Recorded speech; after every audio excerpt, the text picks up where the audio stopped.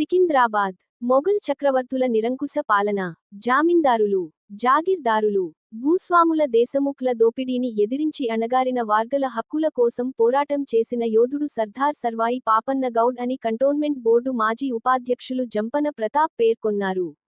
New Boinapalli Jayanagar చౌరస్తాలో బోయినపల్లి గౌడ సంఘం ఆధ్వర్యంలో సర్దార్ సర్వాయి పాపన్న 375వ జయంతి కార్యక్రమంలో జంపన ప్రతాప్ ముఖ్య అతిథిగా హాజరై పాపన్న విగ్రహానికి పూలమాలలు వేసి ఆయన చేసిన పోరాటం, సేవలు గుర్తు చేశారు.